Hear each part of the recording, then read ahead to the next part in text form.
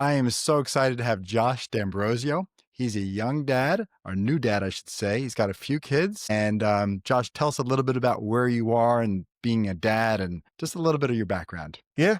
Yeah, I grew up in Baltimore City. It was, for better sake of the word, it was pretty it was kind of chaotic in a lot of ways. Um, I grew up there. Had a single mother. Grew up with two brothers. One, I'm the middle child, so one older, one younger. All of us 2 years apart. Always said I wish I had a sister. In some ways, I never knew what that would be like. So I always hoped for a sister in a lot of ways.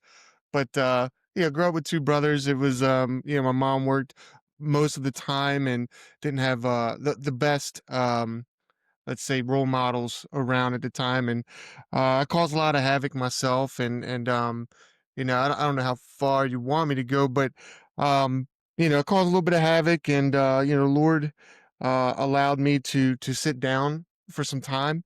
That's what I like to say. He kind of put me on the bench a little bit, and he blessed me. He blessed me in a lot of ways, man. Yeah, at the age of 21, just after my 21st birthday, uh, made a horrible decision, got into a bar fight, and made more horrible decisions after that. To the age of about 26, I was incarcerated for 9 years, 9.5 years, and 26 years old, I was contemplating suicide, wanted to end my life, didn't have family around, didn't have friends, was very lonely in so many ways, and all of it was truly due to my own actions and decisions that I decided to make in life. But that's where the Lord met me, man. He met me at a place where I was desperate. I was in true need. I was willing to just hand everything over, not knowing, I've never, my family didn't grow up Christians. They didn't grow up believing in God or anything like that. The only time I heard, Jesus Christ's name was in a profane way. It was never in a good way. So, I was blessed to be sat down, and at 26, he saved my life. And I was the next 5 years, 4 years after that, I was able to preach the gospel, share the gospel to the guys and that I was incarcerated with. And yeah, man, made lifelong friendships with so many people in there. And 2 years before I got out, released from prison, my aunt would tell me over the phone, pray for a wife, pray for a wife, and I would read Proverbs 31. And it was funny because I think of Sarah in these moments, because I would read Proverbs 31 and I'd just laugh, like, there's no woman in the world like this, man. It's like, there's no way. And so I was very faithful in praying that prayer. But what it did do was it established a checklist for me, right? It gave me the idea of what that woman should be, right? And so that I never had to paint the picture painted for me in such a way where I knew what I was looking for. So I prayed that prayer, I prayed that scripture, and I left it to the Lord. And about 2 weeks after I got out of prison at the age of 30, I met my wife at a Bible study. She's talking about, she's just got back from this missions trip and from Africa, and she was there for 3 months. And all I can remember was just like, wow, that's my wife. And, just crazy So stuff. And good. I So turned good. to my aunt and uncle. We leave the Bible study. I'm like, man, I'm going to marry her, man. And they're just like, dude, you just got out of prison. How about you talk to her first, How about you get her number? Yeah, how about that? And yeah, So talk to me like how many years have you been married? so we're going coming up in May, we'll be married 4 years. 4 years. Yeah, man. And you said that I heard that your dad had one of the divine attributes of God. Yes, yeah, he was invisible. He was He's invisible. invisible. Yeah. So you really didn't have a real role model. And now you have how many children? I have one child, and I have a little girl, who's 2, and a little boy on the way, man, in That's March. so cool. Yeah. Yeah. So cool. So cool. Best of So both cool. worlds. Excellent. Excellent. Excellent. It's amazing how God provides. It's amazing. Um, Talk to me. I understand you have a few questions about being a dad, a young dad, Man, new dad. I got so many questions, and one of them just it's gonna be my first question as I came up here for to join you here in this conversation. What we talked about before, my daughter, it's almost like I'm trying to be an escape artist in a lot of ways. It's she wants me grateful that she wants me to be around, but I got work and I got things that I need to take care of on the front end as well. But you know, she she really pulls on my heartstrings when I'm going up to the office here and making phone calls, doing what I need to do as far as business goes. But she stands at the gate, man, and she's probably just doing it now for about 10 minutes. Finally, she stopped, but she stands at the gate and I can hear it rattling, and she's just blaring out, crying and screaming, Blaring. "Daddy!" And just tears my heart up, man. It makes it so difficult to, uh to just get away, so I'm trying to play Houdini in a lot of ways where I just can wiggle out of there, you know? Yeah, yeah. Yeah. So if I understand correctly, you're working from home. So she's behind a gate and you're in your office in your room and you feel like this real sense of guilt, like I gotta work, I gotta bring home the bacon and here she is. I feel like I should be with her. Um, I admire your heart wanting to be with your kids, and it's a precious window of time. It's a precious window of time because you're never going to get it back. Most dads don't realize that they only have 18 years, and then it's, as we used to say in New York, over. Yep. It's OVA. Yeah, It's it's done. done. So I admire your full court press of wanting to be involved with your child's life. And if I'm not mistaken, your wife is a full time mom. Is that correct? Yeah, so she's full-time mom, but she's also, she works from home as well. She works from home also, so, we got a Okay. great thing being able to work from home, and that's a huge blessing for sure, but it Yeah. is Yeah. difficult. So this is the harsh part about this. I have to tell you a story that was, it's funny how God creates these difficult things in our lives, and those difficult things in our lives actually becomes a blessing. It's weird. It's just really weird. I remember my son broke his leg in two places in kindergarten, and he was so excited to get his cast off. I remember this. But then when he got his cast off, he was scared to walk. He didn't realize he had to do therapy. And then he took this discipline of therapy and later became, the valedictorian of his school because it was like this discipline that he had to learn at a young age. So one of the things that I learned early as a young age is from a lactation nurse. So we read a few books and it was really important to us that, the baby could use mama's milk. Well, it wasn't happening. It just wasn't happening. So we went to this specialist who's supposed to be like the best in San Diego. And she was this British. All I remember is she was British and she spoke with an accent. And she's like, "Let me see what you got, mom." So the baby went on to, Ethan went on to mama's breasts. He's just an infant. And immediately, Ethan started to chew on her like she was a chew toy. And with this, without a second going by, I mean, just it was instantaneous for the lactation nurse. The nurse took her little hand and flicked him right in the fatty part of the leg. And Ethan was just like, ah, and he'd pull away. And now was the time for coaching. She said to my wife, never let him use you as a chew toy. Each time he does that, I want you to get his attention and tell him that's not appropriate and flick him in the leg. It's like, oh. So as we went on, this actually worked. It actually worked. Like each time she would flick him. And then we would have this thing where we would put a diaper on him. And it was like an event. It was an event. It's like two-person task. It was like, "Oh my goodness." And, I realized, it doesn't have to be like this. Why don't I just use the flicky part thing that I learned from the nurse? So I didn't hurt the child. He was just a little infant. I just flicked him in the fatty part of the leg and went, "Ah," and it got his attention. And here's this thing is I was resolved about this. I was resolved that I wasn't gonna be manipulated by a kid. 'Cause there's things that I needed to do, things that just needed to happen, especially when you got a poopy diaper and you're trying to do a somersault. No, no, no, No, it's the no. worst time. And we just didn't have the luxury of having 2 people do it at the same time. I mean, this is just crazy. So learning that flick, and sounds crazy, but we incorporated this idea, and this idea is actually found in Proverbs, and it's harsh but beautiful. In Proverbs 23, do not withhold correction from a child, for if you beat him with a rod, he will not die, which I think is satire. You will beat him with a rod, and you will deliver his soul from hell. And it goes on and talks about in chapter 22, foolishness is bound up in the heart of a child. The rod of correction will drive it far from him. So there's two things that I think are going on here. Number one is that rod of correction is just like this little tiny, like, It's just this little tiny flick that sometimes is necessary to get the child's attention to say, you need to stop. You just need to stop. I can't negotiate. We cannot talk. Matter of fact, I believe like for an infant, you can have a conversation with them. They don't understand you. So using this little tiny rod, if you will, for providing the correction. And then there's sometimes for a spanking. And I love Ted Tripp in his book, Shepherding a Child's Heart. He breaks it down specifically on how to give a spanking. I remember one time when I was a little boy. I remember one time I was in church and my dad, I was like really wiggly. I was really wiggly.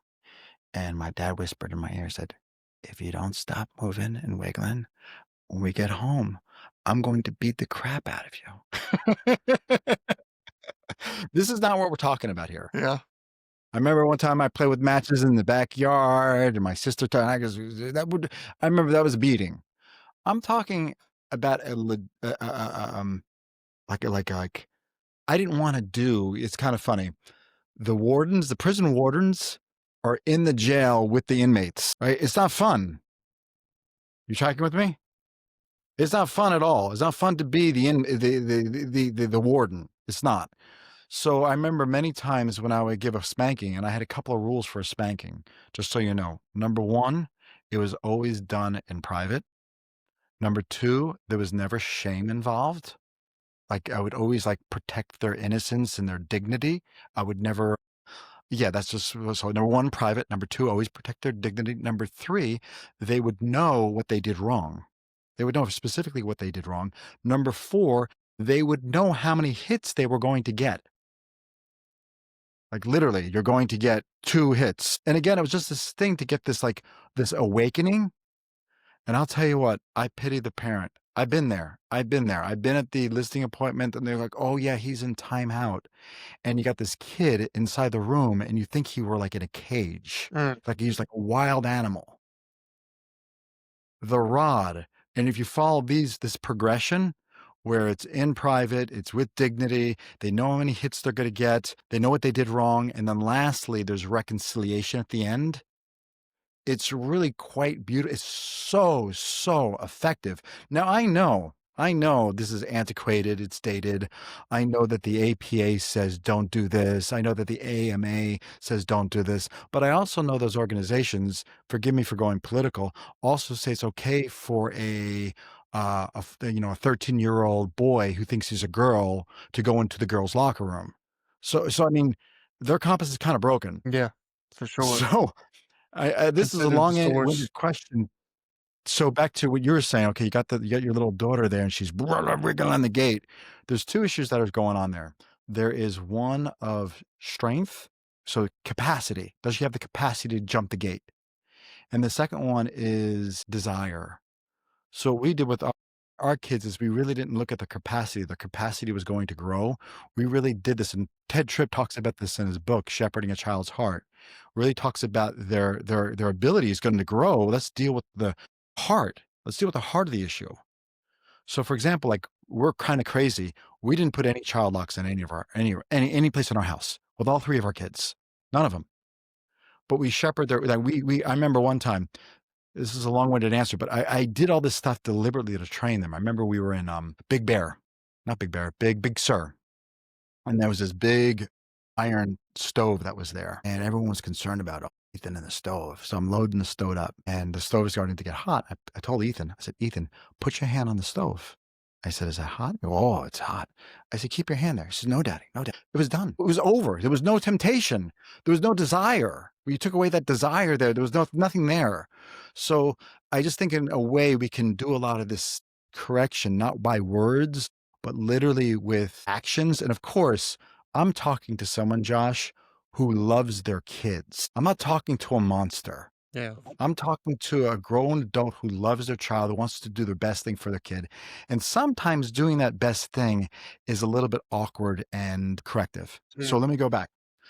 We had the situation where our kids, when they were young, and I'm a firm believer in this, they're not sleeping in the same bed as me. There's just, I know that this is my preference. Okay. This is my preference. Every parent has their own preference.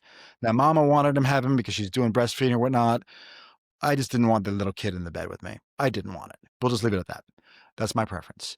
But I remember they would make these kamikaze runs at 3 o'clock in the morning. I'm serious. They would make these 3 o'clock kamikaze runs and yelling at the top of their lungs, "Mama, Yeah. mama, straight to mama." Now, I'm a firm believer in any behavior that I do not like becomes counterproductive. Any behavior I do not like becomes counterproductive for them and me many times. So when they came in there was no milk, there was no water, there was no there was no hug, there was a spanking. You woke daddy up. Daddy's upset right now. In private, you're going to get 2 hits. And if you come back, you'll get 3. And then when it was all done, we would hug, we would pray, you'd go back to bed. This added a tremendous amount of stability to the home. Many people will listen to this and think I'm a monster. I'm not a monster. I loved my kids. But this was the right thing to do with a 2-year-old. Now, is it the right thing to do with a 8-year-old? Absolutely no. You missed your window. The window's over. Yeah. You have other fish, but at the same time, the same principle applies. Any behavior I do not like becomes counterproductive. So I'll give you a great one. So I see this happen all the time where the kid whines. You have the whiny kid. That's a big deal. Because when you look at the scriptures, if I'm not mistaken, the children of Israel didn't get into the promised land because they whined, Very true. right? And I see these moms, they're just enduring these kids. They're whining, they're getting their way. I had a real, I had a rule. Any behavior I do not like is counterproductive, even if I want it. So for example, let's assume we're going to go to like In-N-Out. We're not going. We're not going. We're going to go to Soup Plantation or something. And you're going to eat salad. I'm serious. Yeah. I'm being really, really serious about this. So any behavior I didn't want becomes counterproductive. And then with the whining, no way. I'm not going to be manipulated by a 2-year-old. I'm not going to do it. Guilty of that, man. I gotta admit, and I think I know what it is. It's I have it's the crying part, man. The crying and Mm, the screaming for mm, me. mm, I've tried, I think over the last mm, couple years now to grow this like patience for the screams, right? yes. And she can go for, I mean, sometimes it's like, man, she ever gonna get tired? Is she ever gonna run out of breath here? And, what I've done recently is I've tried to like refocus what she's crying about. So, like, I'll give you example. If she's freaking out about a yogurt or something, right? And she really wants it. She's crying, 15 minutes have gone by. Prior to trying this new thing for me, it was me just being very frustrated. Like, Mm, mm, stop crying. mm, mm. She doesn't Good. understand what I'm saying there, right? Yeah. Recently what I've tried to do is when she's in those fits and she's, screaming and crying, I've tried to refocus on her, like, okay, let's color, or look at this, I try to get her attention in some ways to kind of get her off of the Distraction yeah, play. distraction. I try to distract her as much as I can in the You're midst you're of you're a that. better man than me. Yeah. So I don't have the patience for that. So I would actually make that behavior counterproductive. So let's talk about the child that's crying. Well, they're crying to get attention in some way, shape, or form. So we're talking about a 4-year-old right now, correct? She's 2. 2. Yeah. Oh, thank you, thank you. Yeah, 2. She's 2 years old. Okay, got it. So she's crying. I would make that behavior counterproductive for her. Now, keep in mind when a child is crying, I get it. I've been there. The house isn't big enough. You can own an 8,000 square foot house. The house is not big enough. It's not. It's just like goes throughout all those just billows throughout the entire house. So I get bad. that. I get that. I also get that they're trying to manipulate us with their cries and their tears. That's their weapon. And I'm going to go back into the room. Again, this needs to be said. When I give them the discipline, many times I didn't want to give them the discipline, right? So I wouldn't do it out of anger. So I would tell them, it was really simple. Like, if you cry and fuss, I will be back and I will give you 2 more hits. Is that what you want? No. Okay, give me a hug. Okay, I'm going to let you go now, right? And then I'm going to come back. But if I come back, I'm going to give you 2 more hits. I promise you. Now, I don't want to come back. Yeah. I don't want to come back. So when I come back, it's already been established. I have to come back if she cries. So My point is that many times when I would do these disciplines, it wasn't out of the fact that I was gonna blow a fuse. That's the wrong time to give a spanking, dad. That is the wrong time to give a spanking. That's the wrong time. It's too late. So do it beforehand. Do it when she broke your rule. If you cry again, and if you are 100% consistent, like my daughter talked about in that interview Mhm. with the cell phone, she knew not to ask me. She did not even ask me for a cell phone Man. because she knew I was resolved. It's like it's like cement. It's all mixed up and permanently set. Yeah. She knew she wasn't getting her way, I think my right? wife is a So lot more stern on a lot of she's definitely takes a better stance than myself. There's a clear difference between the way she grew up and the way that I did. yes, Her parents, she had both parents in the house, both of them God-fearing, God-loving people, and, so she's very grew up on a farm, all that stuff, and yeah, so very, very she can handle, she's a lot more stern than got it. myself. So you're the softy. I'm the softy, man. Yeah, yeah. So you're the one that could be easily manipulated. Yeah, yeah. No, and that's the Yeah. truth. That's the truth, here's the crazy part is, like, she's 2 years old, she's, like, 3 feet tall, whatever, and I'm 6'2", 250, and I give in, she beats me up, man, it's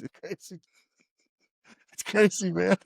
This is so funny. There's so It's so much funny. power, it's like, how do I wanna and that's the thing, that's why, number 1, I love your pod, I love what you're doing, I love everything that you're all the advice and, I got Yeah. your wife's book here that my wife Awesome. and I are excited to go through, and, for me, it's I don't wanna I know there's certain levels to parenting, and, I just I've always done well with coaching, so I'm a very coachable person, very teachable person, but I've never had access to that, right? And so, when I listen to your podcast, I get the feeling of some coaching going on, right? And so for me, it's super beneficial because I'm like, man, you know, I, I never thought about doing it this way, or being able 100%. to stand my ground. And like you said, like for me, what you just said, keep your word. When you said that when it came to spankings that you told him, hey, look, if I have to come back, then you're gonna get 2 more spankings. So for me, that's like, keep your word. Let them know that, hey, look, and they knew that, right? I mean, that for me, it's like where am I waffling in a lot of ways, like some days I might break on this and then the next day I'm stern on it and I think I'm probably confusing her a lot, because the day before I gave her this, she was allowed to do that. And now I'm telling her no. I'm a little bit afraid of that. And, my other question about sleeping in the room in the bed, you kind of answered. For me, it's I love my sleep and I'm trying to come up with different scenarios to number 1, my wife's pregnant, so she really needs sleep, and my concern is for making sure that she gets the best sleep she can get. For me, I can run on 4 hours of sleep and be fine most of the days. But, I've tried putting, putting her in a room and, that wouldn't work. So I would fall asleep with her in the room, in her separate room. And then in the middle of the night, I'd get up, go back to my room and, like you said, the kamikaze screams would take place, running down the hall, "Dad!" And, screaming bloody murder, man, and that freaks me out, so I've walked her back and tried to, fall back and So sleep with her. you realize that you're reinforcing these behaviors. Yeah, She's playing, and you're literally reinforcing these behaviors well, by rewarding. and it gets worse. I was like, "Okay, well, I'll drag her bed into our bedroom." Of Now course. I'm like, "Okay, well, at least she's in the room, she knows we're right here." That hasn't worked neither. It hasn't Yeah. worked neither, man. So it sounds like you gotta forgive me, dad up here, and you gotta do something that's awkward. And it's gonna be I'm gonna tell you right now, initially, the first lap at this thing is gonna be hard for Josh. It's gonna be hard for Josh. So, but the number one thing you need to do here is you need to talk to your wife. Because I tell you before, the house is not big enough. It is not big enough when you get that child screaming at 3 o'clock in the morning. So you and your wife need to be on the same page. This is what we're gonna do. She's gonna sleep here. At 2 years old, you want to hear something crazy? Well, it doesn't have to be like this. It doesn't need to be like this. And with some leadership and some hard choices and making things counterproductive, okay, she's going to realize eventually she's going to wake. She's going to realize she's going to figure this thing out. Probably take her about a week. Wow. If I wake up and I do the kamikaze to daddy, I'm going to get a spanking. And I don't want a spanking. So I'm going to stay right here and soothe myself to sleep. That's eventually what she's going to do. But for you, as you play the movie, oh, you got it. I mean, goodness gracious me. I mean, you can't do this. I mean, you already played the movie. Your wife is pregnant. You're going to have, well, four of you live in one bedroom, right? And then the other thing that's interesting too is all these concessions are made and people don't realize this, at a cost. Mm. And usually for example, this is going to be crazy, but I had this few years ago.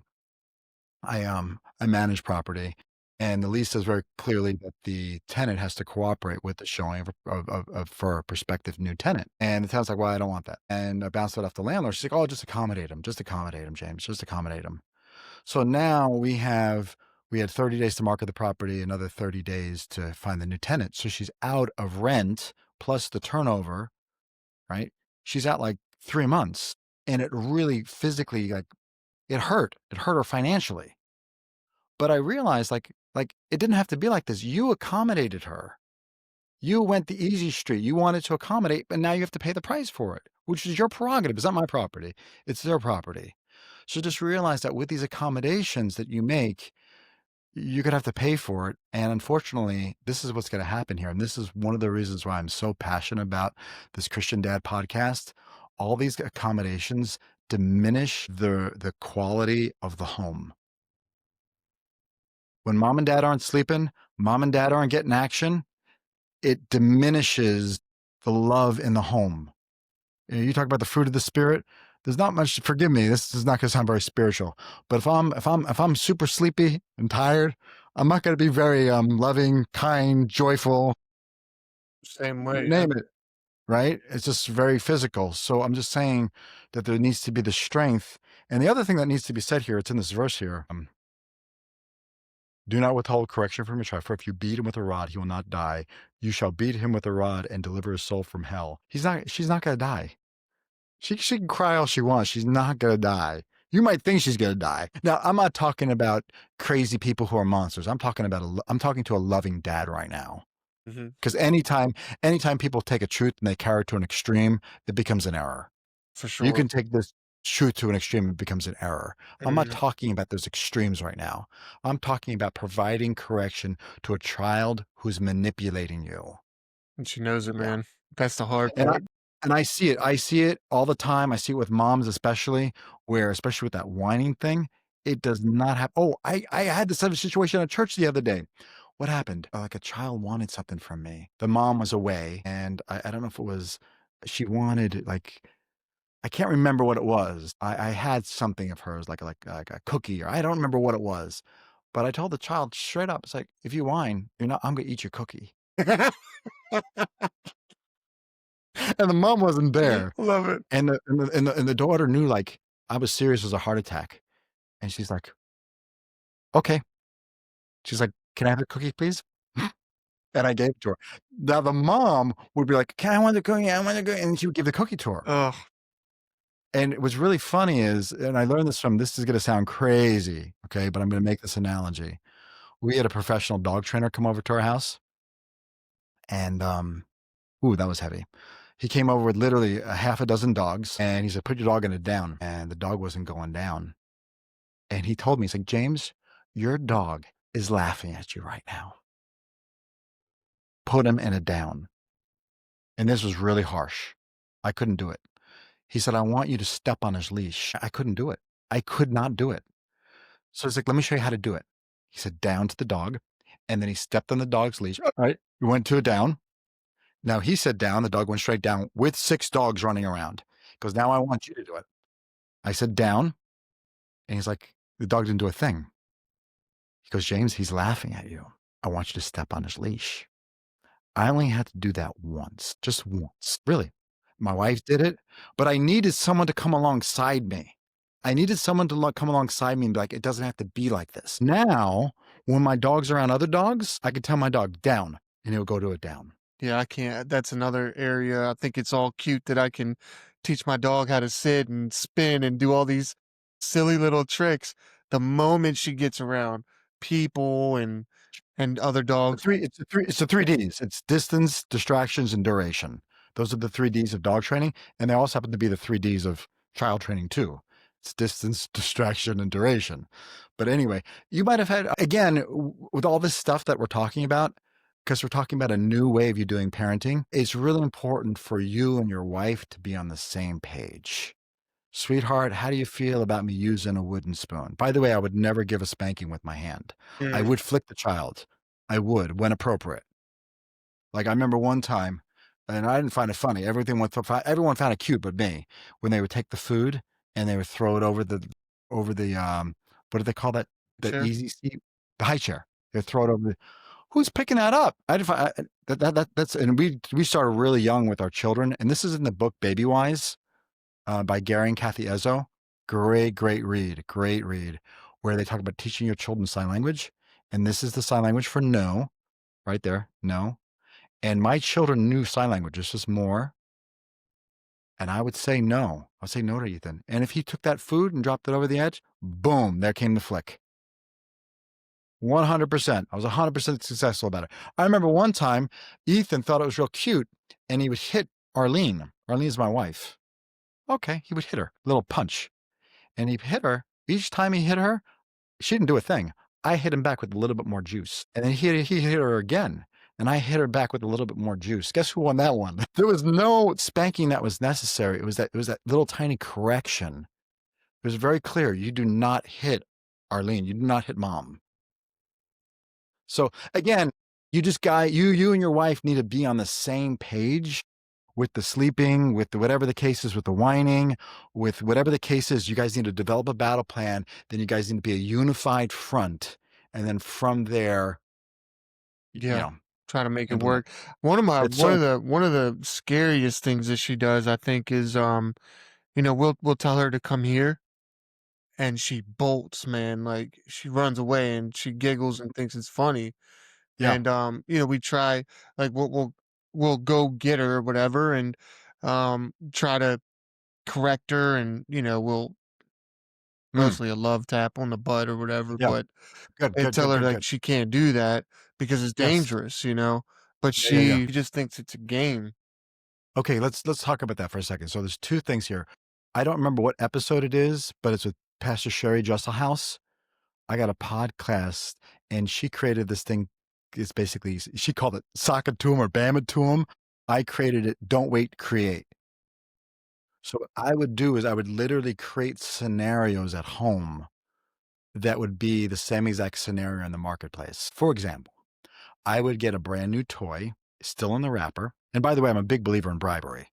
I would have these toys for the kids all wrapped up, and when they achieve, for sleeping in the night without waking up daddy, you get to enjoy this toy. And it would be open, they could see it, but you cannot touch it. So that's a really big believer in bribery.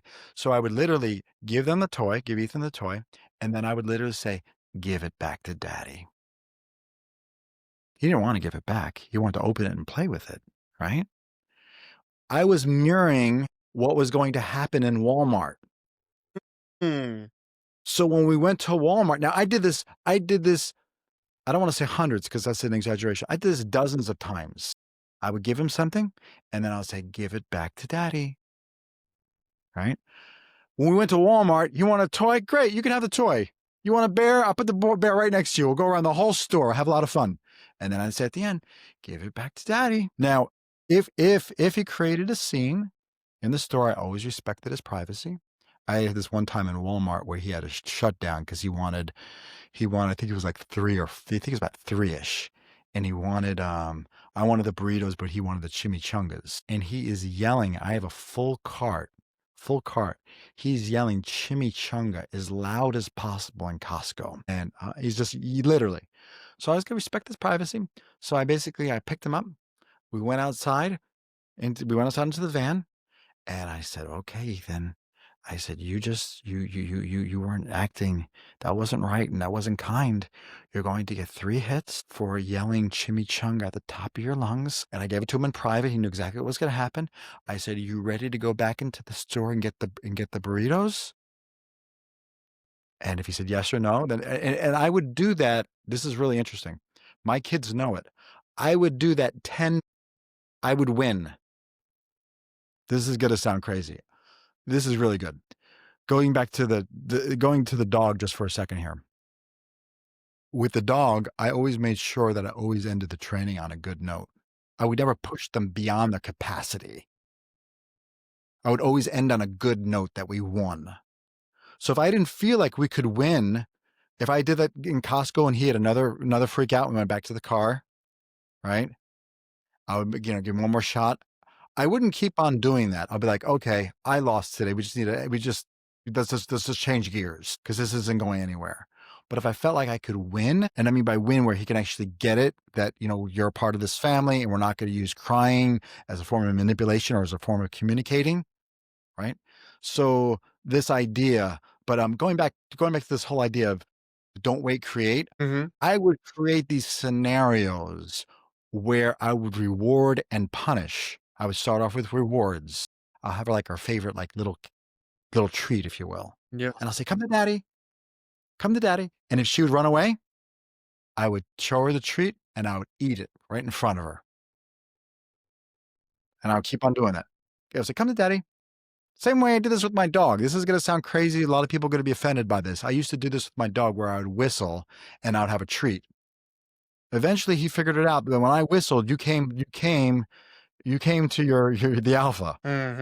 Figured that out real fast, so there was a reward, and then I would do it where if there wasn't, because I had the same thing with recall with a child, when they didn't come, then I would after the reward was over, then I would use the correction.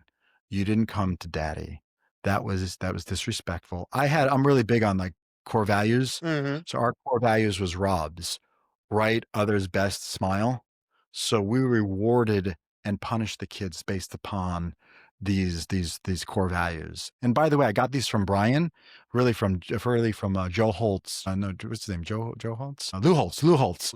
Yeah. People want to know that you care. People want to know that you're good at what you do, and people want to know that come on that you're trustworthy. So the right, Trust the you. Yeah. others, the joyful, and Rob is best. All those answer those questions. So I would punish them. You didn't do what was right. You didn't come to daddy when he asked you to. So as a result of that, you're getting in private. I would take them in private. You're getting 2 hits. And then I would try it again. I would create it again. We would do it again. We'd make a little game. We would go in the middle. I would say, okay, come to daddy.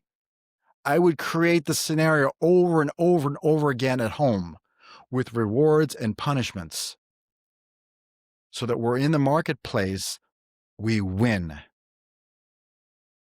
I don't wanna be the parent that's, wrestling their child in the middle of a store, man. That's not the person I wanna be at all. And it was in the marketplace, I would just chalk that one up. You lost that one, right? Yep, Home is the place for all that stuff. Home is the place for for all those sure. corrections. Yeah, yeah, yeah. What would you do if, I don't know if I'm sure you have, you got 3 kids, right? Yeah, so, recently what Italia has done is, I'm trying to think of a scenario. Maybe it's just like I'm telling her to, "Don't touch or put that down." She'll blow her lips at me, so she'll go like that, and then Yeah, yeah. and there's some cases where, I'll tell her again, I'll tell her, and she just looks at me and just, like, screams at the top of her lung, Yeah. and Oh, yeah. she's like, you could like see the passion in her scream. Like she's very, mad at you for telling her, put it down. So she blows her lips at me and then she'll just burst out, like looking at me like, ah. And that's, Any behavior I do not like is counterproductive. I am not raising a child. I am raising an adult. I will launch that adult into society, and my child will have a distinct competitive advantage over every other child out there because they understand self control. Sincerely, they will understand self control. So if my child went to with the disrespect or whatever the case is, I would give them either a flick or I would give them a one hit on the fanny. Just no, that was inappropriate. Just I wouldn't make a big deal out of it. Just no, that was inappropriate. Inappropriate. And And if they keep on doing it, would you say the as far as, like, the flicking goes, consistency of location matters, or what are your thoughts as far as that? it's not a consistency in location, it's a consistency in attitude. It's a consistency in disposition.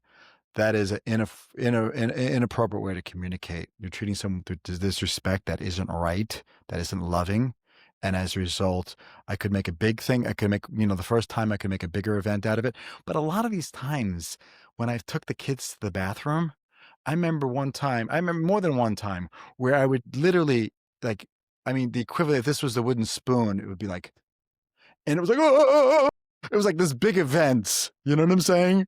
It was this big, it's like, it was like, like the tickle finger, like, you don't have to touch them and they really start giggling, right? Yeah. It was like that with a wooden spoon, where it wasn't even like this. All they wanted was a little attention, right? All they wanted was and they just needed to, and this is what's going on now. They need to be shepherded. They need to be taught what is an appropriate way to communicate. You're literally shepherding their heart. Like, this is a legitimate way to treat someone with respect. Because I guarantee you, and you can put your money on this, if they don't treat you with respect, what are they going to do with their Sunday school teacher? What are they going to do with their friends? What are they going to do with their regular teacher? Right? So this is pretty important. And it goes back to that those core values, whatever they are for you. But to me, that's just not right. Yeah. Which interesting for me to see, and you see this in my daughter's interview, Yeah. that she's really big into write others best smile, is that these core values actually get ingrained in their heart. They do. They are just there because they've been rewarded and they've been punished with them. They're ingrained. Yeah, yeah, yeah. As you're disciplining, he's like, I love you too much to allow you to do this. I mean, just to have that to be the disposition. And also, I said this before, but it needs to be said again, is you're not going to want to do this. Yeah. You're not going to want to give that swat on the tushy. You're not going to want to do it. You're just Yeah. not. And it's important for you to do it because if you don't do it, you'll explode. Yeah. I go And that's back the to bad time to do it. for sure, and that's my next question actually is the timing aspect of everything, right? I obviously I'm taking notes as I'm discussing this with you, but you talked about, it's the consistency of the attitude. Um, for me, I think about okay, a scenario if I'm frustrated, obviously it's not the best time to try to discipline or teach them the lesson at that point because I'm not in the right headspace mentally, right? What removing myself from the situation and then coming back to the situation to try to discipline that particular issue, like, is it I guess my question is like, is the timing off at that point? Is it too far off at that point? Do That's a great point. I lean on my wife to in the moment of my frustration, she doesn't anger as quickly as I do, so in the moment of my frustration, do I lean on her to then that being the time where she needs to be disciplined? Is that where, we can kind of work at that point to make sure that she understands? So along those lines, we always felt as though whoever saw the offense did the discipline as a general rule. So we would never say, wait until your father, back in the day when I was a kid, wait until your father comes home. Yeah, yeah, No, whoever saw the offense dealt with the offense and they dealt with it as they saw appropriate. With that being said, if I'm in a bad headspace, yes, I would ask my wife, Arlene, take care of this. Yeah, yeah, yeah. I would definitely do that. But again, this is the goal. The goal is not to let it escalate there yeah. because my hunch is very strong and we all have our strengths and benefits. But we've done this personality profile called the real strengths. You've done a real strengths, correct? And my hunch is very strong. You have a relational ability. Mhm. Am I mistaken? No, you're absolutely What is it? A trusted advisor, a team player, team builder? What is it? I think I'm trying to remember exactly. I actually got it here in front of me. Oh yeah, go for it. Take a peek at it. I'm very curious. And This is under, yeah, relational. Mhm, mhm. So tell me what it is. It's a benefactor. Oh my goodness gracious me. So a benefactor is so a benefactor, people who are benefactors under this personality profile are people that love to respond to needs. The bigger the need, they have a bleeding heart. They love to help people with needs. It's also the easiest way to manipulate them. All you have to do is literally dangle up a need, and all of a sudden they're like a lapdog coming. They Yeah, they it's gonna want help, to yeah. help. They wanna help the need. One of the things that I've seen with benefactors many, many times is they're usually unhealthy. They don't have a good ritual of taking care of themselves first. They don't. They're too busy saving the planet for everyone else. Someone used to John Buffini used to say, "Get off the cross, we need the wood." This kind of idea. They're saving the planet. They are Yeah, just saving the whole planet. But it's really, really appropriate here. The one thing that I've noticed with people who have strong relational abilities is they're not very good at articulating their needs. And here's where the rub comes in. It affects them and the ones that they're closest to when you play the movie. They're really big is the wrong word, but they have a habit of stuffing their own needs and desires, and then they explode. And the best way I could say it is you could put a big boulder over Old Faithful, but eventually something's gonna happen, and you don't want that something to happen. You really don't. When you have that need to express it, you don't wanna express it. You don't want the awkward. You don't want it. You wanna avoid it, and this is where you need to manage that ability, and you need to come up and be like, "No, that very fact that you have that ability, you're going to be manipulated." yeah. You know, is you need to really yeah, some strength there as well, yeah. So you asked me the question about timing.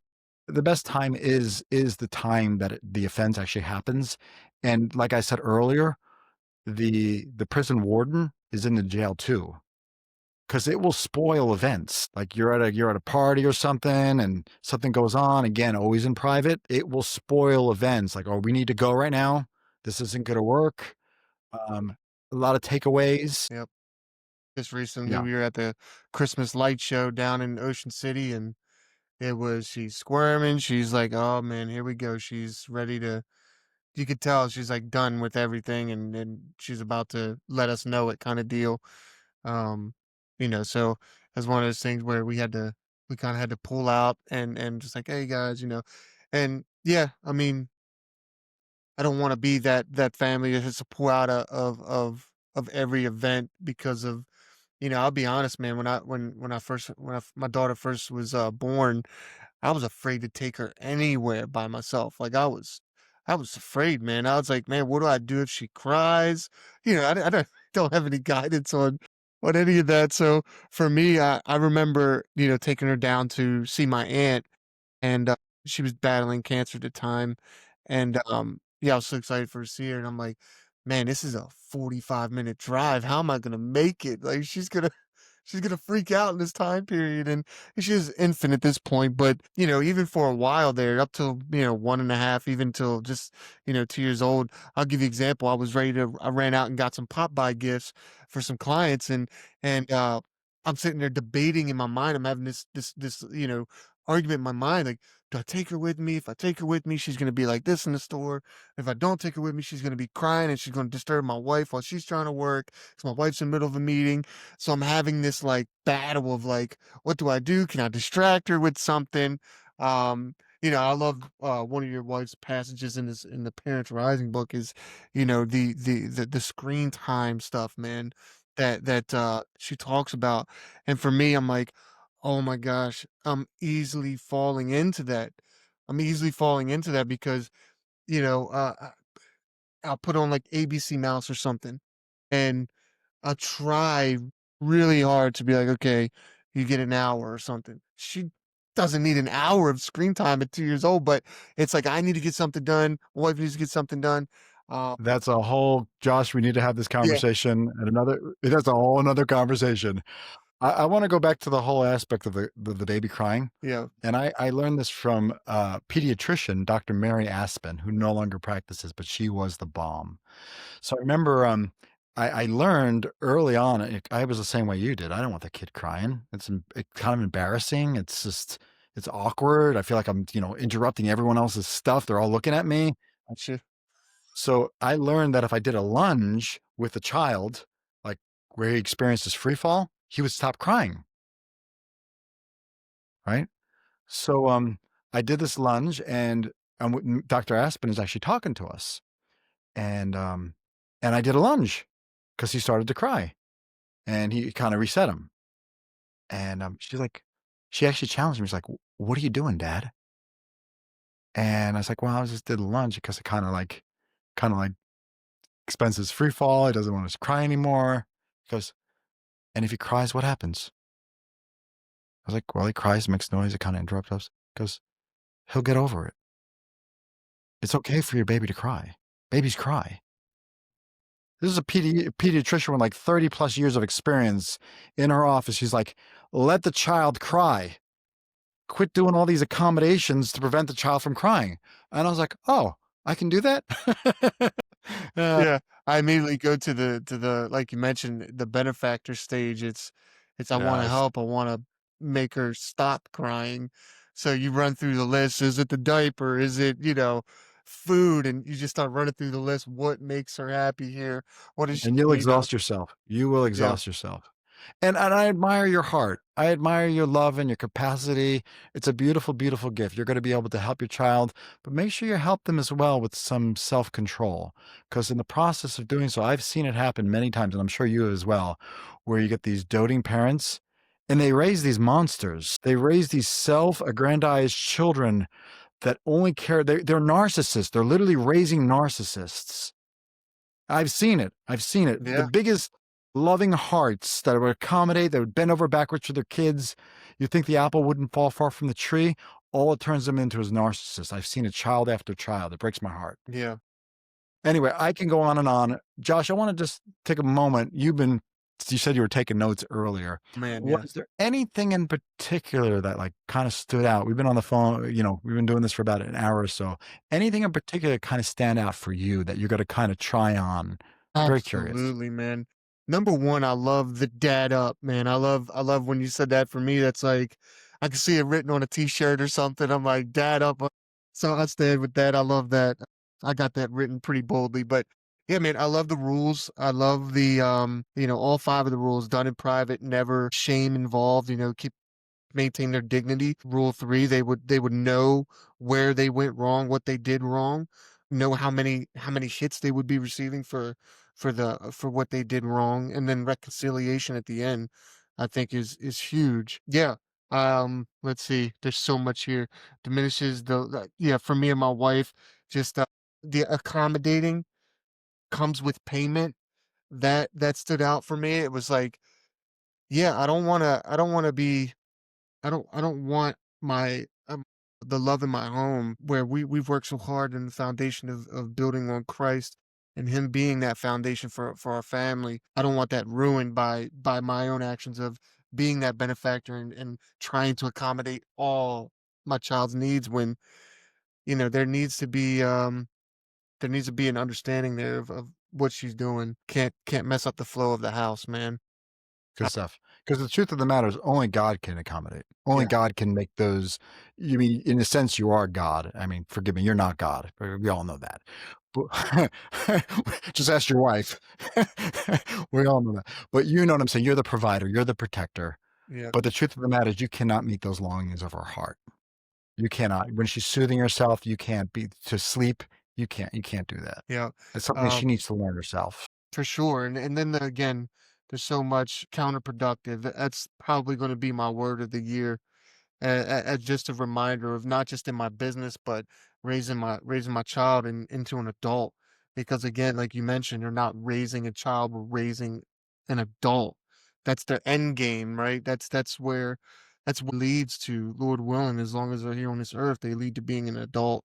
And so they're not children forever, and we gotta prepare them for that. Keeping my word, don't do things out of anger is huge for me. Obviously Rob's is the right, others the best, and the smiles. That for me is, sitting down, me and my wife, and trying to figure out, what are our core values? What do we believe in, and what do we want to 100%. raise? you And know? how are we gonna implement this whole idea of giving a spanking? Are we on the same pages together? Um, make that conversation. What are we gonna do? Like create scenarios. What are we gonna do when she comes in at 2 o'clock in the morning? What are we gonna do when she whines at the gates? You literally create these scenarios like where you have this battle plan in advance, and then your battle plan will be tested. But they'll be tested together, right? Yeah. Yep, Right? yep. Yeah. Josh, this has been amazing. Thanks, James. Appreciate it, Yeah, man. yeah, yeah. Thank you for the Alrighty. time. Thanks. Yeah, yeah, yeah.